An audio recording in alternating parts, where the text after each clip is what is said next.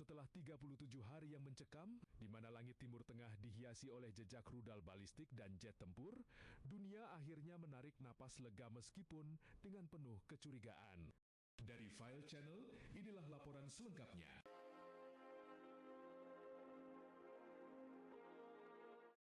Gencatan senjata antara Amerika Serikat dan Iran yang dimediasi secara rahasia di Muscat, Oman, bukan sekadar penghentian tembakan. Ini adalah pengakuan bisu atas kebuntuan strategis. Washington menyadari bahwa invasi darat ke Iran akan menjadi Vietnam kedua yang jauh lebih berdarah. Sementara Teheran memahami bahwa meski mereka mampu melumpuhkan aset udara, Amerika seperti C-130 dan Black Hawk, isolasi ekonomi total akan menghancurkan rezim dari dalam. Gencatan senjata ini lahir dari kelelahan pragmatis. Di balik pintu tertutup, kesepakatan garis merah ditetapkan. Amerika menarik sebagian armada pembomnya dari pangkalan di Teluk, sementara Iran setuju untuk menahan serangan proksinya terhadap instalasi minyak global. Namun, kesepakatan ini menyisakan satu pertanyaan besar yang menggantung seperti pedang Dameklis, di mana posisi Israel dalam peta perdamaian yang rapuh ini. Bagi Tel Aviv, gencatan senjata ini terasa seperti pengkhianatan eksistensial. Selama dekade terakhir, doktrin keamanan Israel bergantung pada janji Amerika untuk melumpuhkan kemampuan nuklir Iran selamanya.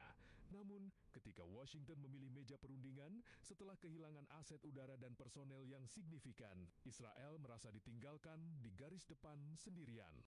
Para pengamat intelijen di Mossad melihat gencatan senjata ini bukan sebagai perdamaian, melainkan sebagai waktu bagi Iran untuk mengatur ulang rearm persenjataan mereka yang sempat terkuras. Ketegangan antara Gedung Putih dan Yerusalem mencapai titik terendah dalam sejarah. Washington kini lebih memprioritaskan stabilitas harga energi global dan pemulihan internal pasca perang. Sementara Israel melihat Iran yang terluka namun tetap bersenjata sebagai ancaman yang lebih berbahaya dari sebelumnya.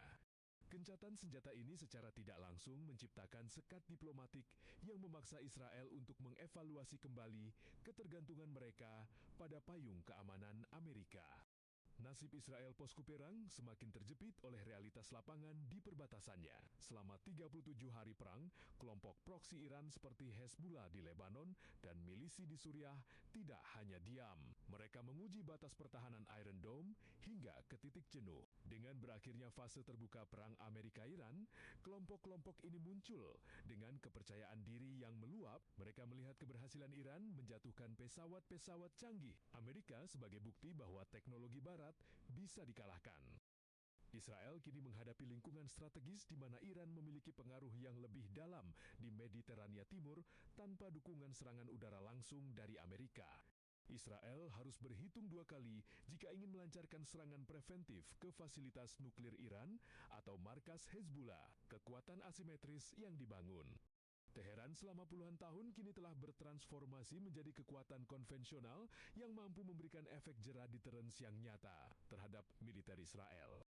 Lalu, bagaimana nasib Israel selanjutnya? Tanpa kepastian militer dari Amerika, Israel diprediksi akan menempuh jalur operasi bayangan yang lebih agresif. Pembunuhan ilmuwan, sabotase siber, dan serangan udara sporadis di Suriah akan meningkat karena Israel merasa harus melakukan pekerjaan kotor itu sendirian untuk memastikan kelangsungan hidupnya. Namun, strategi ini sangat berisiko memicu perang regional skala penuh yang kali ini mungkin tidak akan dihentikan oleh gencatan senjata manapun. Di sisi lain, pergeseran geopolitik ini memaksa negara-negara Arab dalam Abraham Accords berada di posisi sulit. Mereka kini melihat Iran sebagai kekuatan yang mampu mengimbangi Amerika.